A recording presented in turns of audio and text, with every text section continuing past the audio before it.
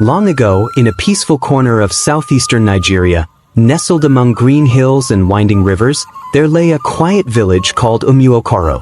It was a place where the cock crowed loudly at dawn, where the women pounded yam with strong arms, and children fetched water from the stream with cheerful songs. Palm trees swayed gently in the breeze, and the scent of roasted corn often floated in the air. In Umuokoro, everyone knew one another. Families were close, and the elders sat beneath the big udala tree to share stories passed down from generations. It was a community rooted in love, respect, and deep tradition. In the heart of this village lived a man named Obi.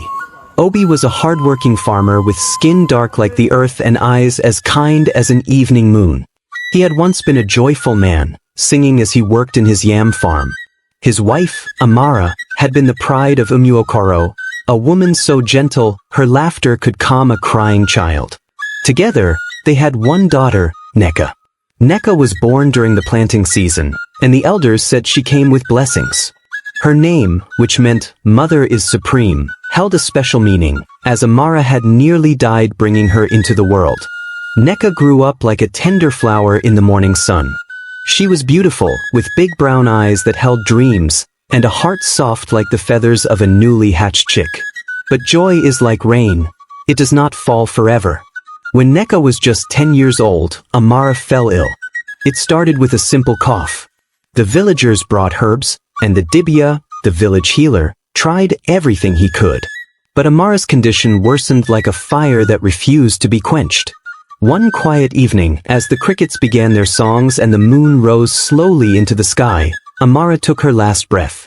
Her final words to Obi were, "Take care of our daughter. Raise her with kindness. Let her never forget love." Obi was never the same after that day. His songs died in his throat, and laughter left his home. Nneka, though still a child, learned to carry the burden of silence. She would help her father on the farm, sweep their compound, and cook with small hands that trembled from sadness. She cried silently into her pillow made of old cloth at night, whispering to her mother's spirit. The villagers felt sorry for them. But life in Umuokoro moved on. Rain came, crops grew, and festivals were celebrated.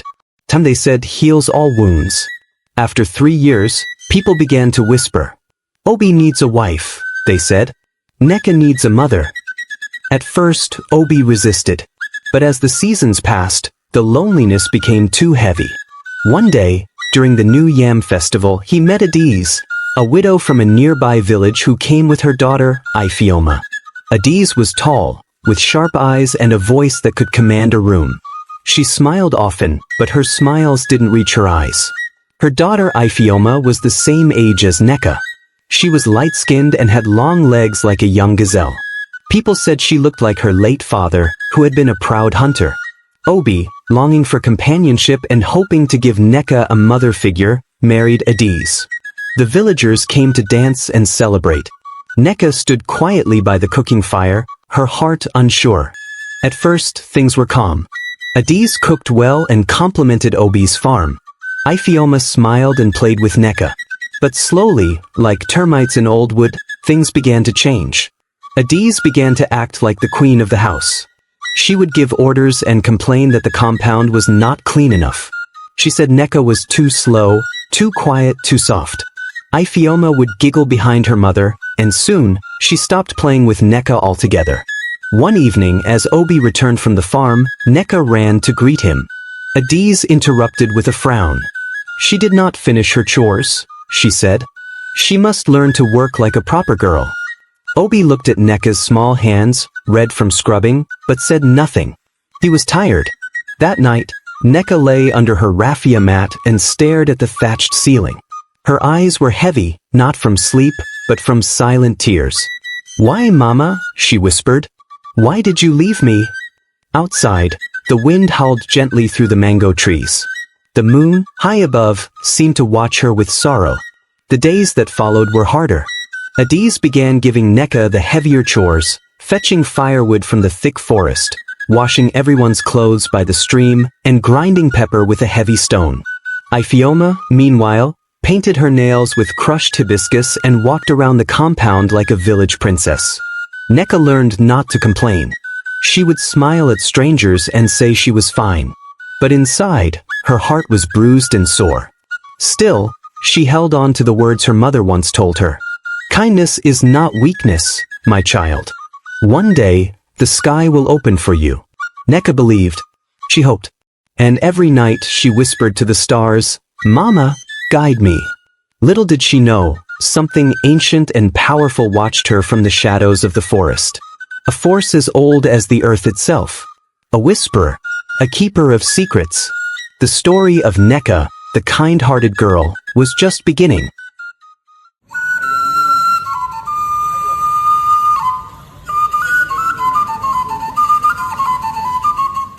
In the early days of Adi's arrival, there were moments of calm.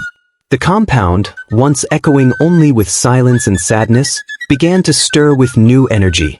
Adi's brought spices from her former village, and for a while, her food filled the air with new aromas. Ifeoma smiled often, as if genuinely happy, and sat beside Nneka to braid her hair or fetch water. Obi, though still wrapped in the fog of grief, started to smile again. Sometimes he sang softly while weeding his yam farm. Seeing him hum again gave Nneka hope. Maybe, she thought, things could become good again. But like a storm that hides behind clear skies, Adi's true self began to emerge in small, sharp ways. It began with words. You are too slow, Nneka, Adi's would say when Nneka was cooking. You don't stir the soup well. You walk like a lazy goat. The criticisms came more often. Obi, weary from work, said little. At first, he believed Adi's sternness came from care. She only wants to raise Nneka well, he told himself. Then came the comparisons. Look at Ifeoma, Adi's would say with pride. Her back is straight. She grinds pepper without spilling. She doesn't complain. Ifeoma basked in her mother's praises, her head high like a peacock. Slowly, she stopped sitting with Nneka. She began to mimic her mother, calling Nneka names like Bush Girl or Father's Shadow. Nneka never fought back. Her mother had taught her that dignity was quiet and that strength did not always wear loud shoes. But inside her heart, a quiet ache began to grow. One market day, when Obi was away selling yam tubers, Adi sent Nneka and Ifeoma to fetch water. On the narrow path near the stream, Ifeoma suddenly shoved Nneka into the mud. You think you're special? Ifeoma hissed. Nneka sat up slowly, her clothes soaked, tears stinging her eyes. My father still loves me, she said simply. Ifeoma laughed cruelly. Let's see how long that lasts. When they returned, Adiz scolded Nneka for dirtying her clothes and made her sleep outside that night, claiming she had disrespected Ifeoma. Obi said nothing. Nneka began to wake up before the sun, working before anyone else stirred. She learned to do her chores faster, to speak less. But the more she did, the more Adiz demanded. One day, she made Nneka clean the outside latrine with her bare hands, saying, "This is how lazy girls learn humility." The pain of being unloved dug deep. One evening, as the moon hung low and wide, Nneka sat alone at the edge of the compound. She held a wooden carving her mother had once given her, a small bird with wings stretched wide. "Mama," she whispered, "what did I do wrong?" A soft wind blew.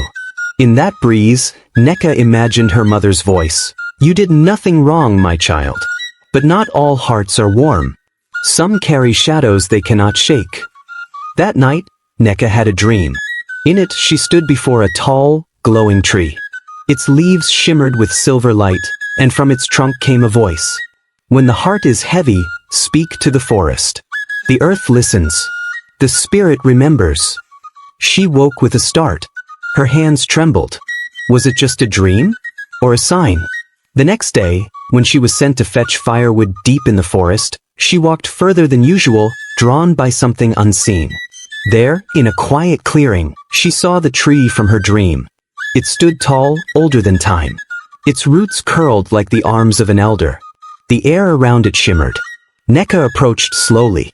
She placed her hand on its bark and whispered, "I'm tired. I want to be loved." The wind swirled. Leaves danced without sound. And though no one was there, she felt a warmth spread through her chest. A new strength began to rise in her. From that day, Nneka returned to the tree whenever she could. She told it her sorrows, her fears, her hopes. And somehow, she always left lighter.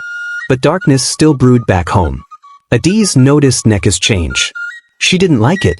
"She's growing bold," she said to Ifeoma. "We must remind her of her place." And so, a plan began to form. A cruel one. One that would test Nneka's spirit like never before.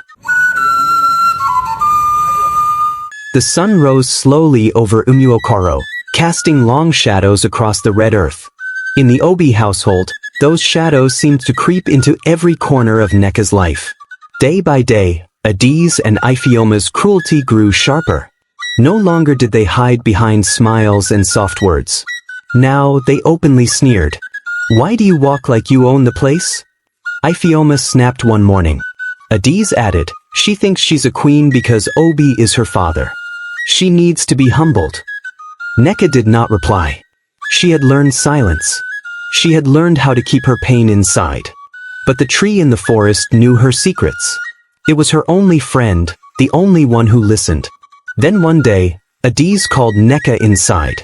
"I want you to sell these yams at the market," she said, handing her a heavy basket.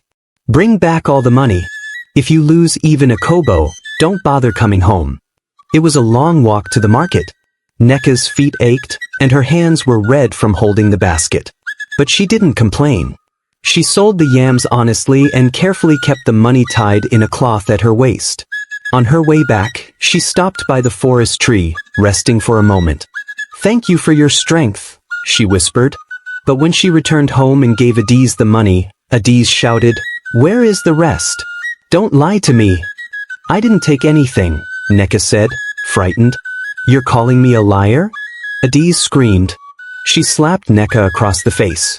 That night, Nneka slept outside in the cold. Obi had been away visiting a sick uncle and returned the next day. When he saw Nneka's bruised cheek, he asked, "What happened?" "She fell," Adiz answered quickly. "Clumsy girl." Obi looked at Nneka. She said nothing, just nodded. Inside, something inside her was changing. Weeks later, Umuokoro prepared for the village harvest celebration. It was the biggest event of the year. Young girls would dance. Families would cook large meals. The village chief would choose one girl to crown daughter of the land. Adiz became obsessed with Ifeoma's looks. "You must be chosen," she told her daughter. "We must show everyone your beauty." She bought fine beads, polished her skin with palm oil, and taught her how to walk with grace. Nneka, of course, was told to scrub the compound and cook. "You don't belong in such places," Adiz said. "Only beautiful girls dance." But the elder women of the village had seen Nneka. They had seen her strength, her kindness. They whispered to the chief's wife, "That girl is pure.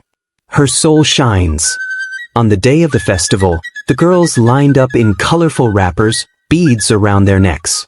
Ifeoma smiled confidently. Nneka stood at the edge, holding a tray of food. The chief's wife watched each girl closely. Then her eyes met Nneka's. "Who is that?" she asked.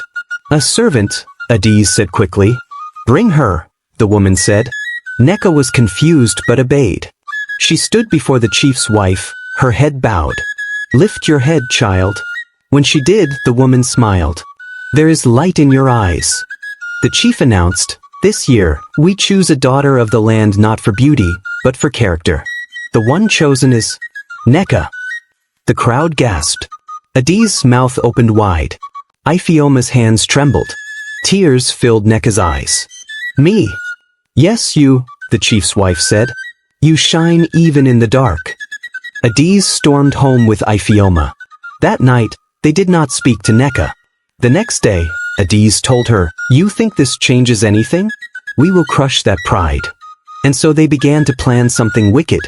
Something that would break Nneka for good. They would send her far away, to a place from which no one returned.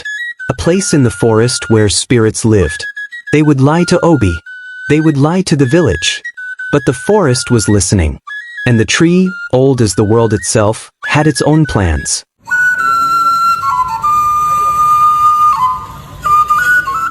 The night was thick with silence. Even the crickets of Umuokoro held their breath. Inside the Obi household, a fire crackled low in the clay hearth. Obi had gone to sleep early, tired from a long day on the farm. But in the inner room, Adiz whispered furiously to her daughter. "She must disappear," Adiz said, her eyes cold. "Let the forest take her. Let the spirits finish what we cannot." Ifeoma nodded. "What will we tell Papa?" Adiz smiled. "She will go willingly. We will trick her. And when she does not return, it will be as if she never existed." The next morning, Adiz put on a face of false sweetness. "Nneka," she called gently, "come here, my dear." Nneka approached cautiously. Adiz rarely used kind tones. "Yes, Ma? There is an old woman deep in the forest, beyond the big tree you like so much. She needs help. She has no children and is very sick. She asked for a girl with gentle hands." Nneka blinked. "How does she know me?" "She has seen you at the stream," Adiz lied quickly. "You are known for kindness. Go there, take this small bowl of oil and herbs. She will reward you. You may even be blessed." Obi, busy in the barn, heard none of this. And so Nneka left. She carried the small calabash and walked toward the forest. Her heart was uneasy, but she reminded herself of the tree. Her sacred place. She would visit it first, and maybe the tree would give her a sign. By midday, she reached the tree. She placed her hand on its bark. "They sent me on a journey," she whispered. "But something feels wrong." The wind stirred. A leaf fell onto her shoulder. Nneka looked up. For a moment, she thought she saw a face in the branches, soft, warm, like her mother. Then it faded. She moved on. As she walked deeper into the forest, the trees thickened. The light faded. Birds no longer sang. Her path became twisted. Thorns scratched her arms. She began to cry. "Is anyone here?" she called. Only silence answered. Then she heard a sound, a soft humming. She followed it. There, in a clearing, was a small hut made of old wood and leaves. Smoke curled from its roof. Nneka stepped closer. "Hello." The door creaked open by itself. Inside, an old woman sat hunched over a bowl. Her hair was white as ash. Her skin looked like tree bark. But her eyes were kind. "You came," the woman said. "I've been waiting." Nneka stepped in slowly. "Are you the one Adiz sent me to?" The woman nodded. "Yes, but not for what she told you." "Sit." Nneka sat, confused. "Who are you?" "I am the keeper of this part of the forest. I am older than your village. I know your pain, child." Nneka's eyes widened. "You know me?" The woman smiled. "I know your heart. You are pure. That tree you love, she is my sister. We have watched you for years." Tears filled Nneka's eyes. "Why does my life hurt so much?" "Because the world fears light. And you are light. But do not be afraid. I will give you something that will protect you. Something to reveal the truth." From a shelf, she took a tiny gourd with carvings. "This," she said, "contains the eyes of truth. When you pour it into your water, all lies will be revealed. Use it wisely." Nneka took the gourd with shaking hands. "Thank you. But, will I be able to leave?" The woman stood and walked outside.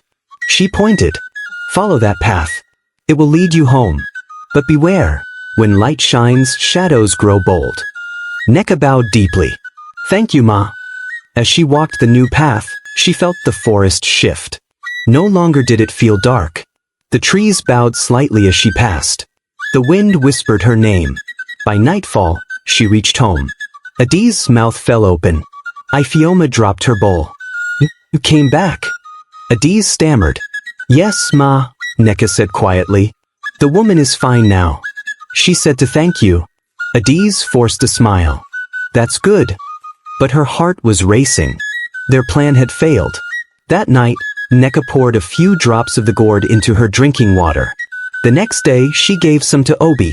"Papa, I fetched water this morning. It is fresh." Obi drank. And slowly, he began to see. He noticed Nneka's bruises. He noticed how Adiz flinched when he asked questions. He noticed Ifeoma's cruel smirks.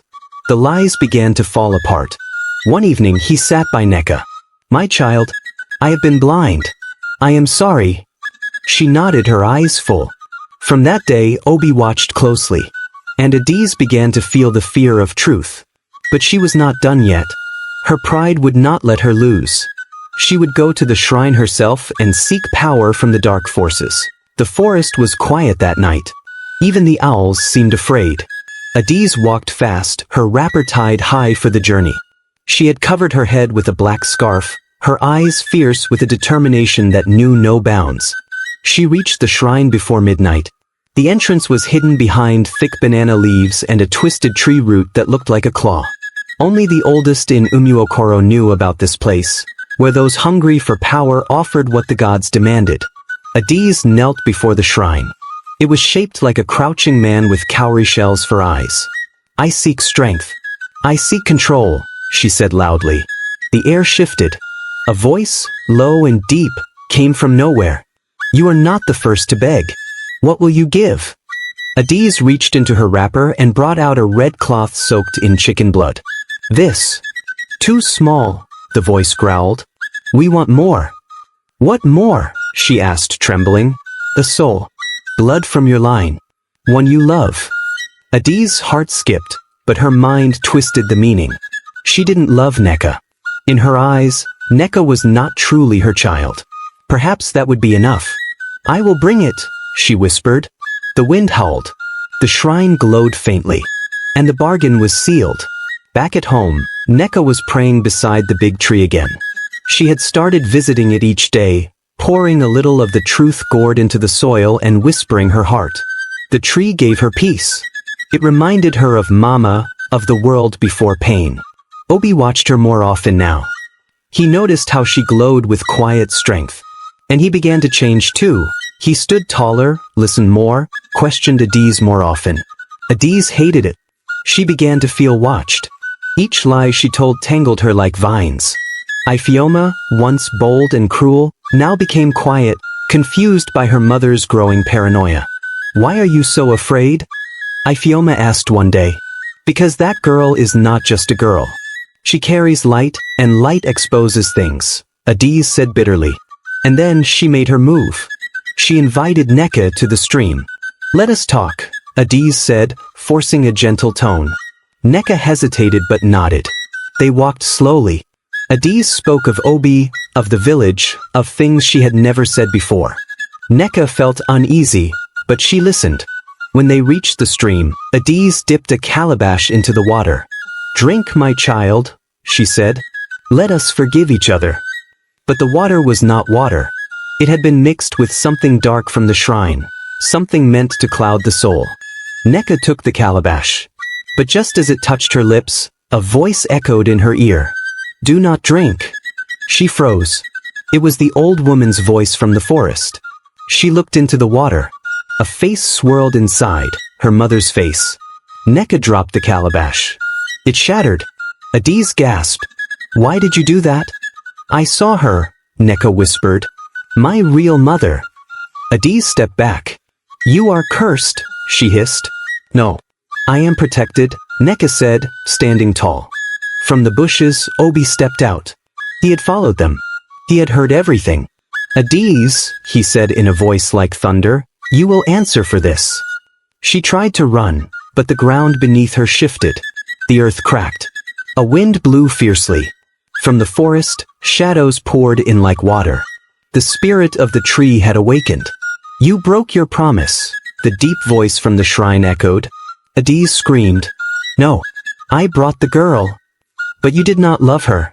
And you betrayed your blood.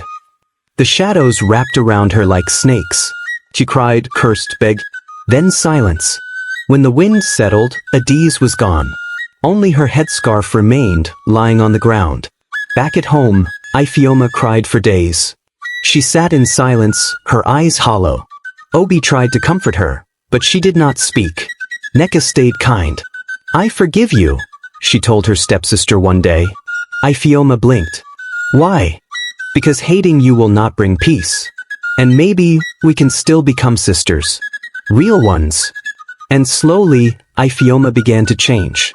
The house grew warmer. Obi smiled more. The tree blossomed with new leaves. Thank you for watching. I hope you enjoyed the story. If so, like and comment what you learned from the story. And most importantly, subscribe to our channel for more enchanting tales just like this one.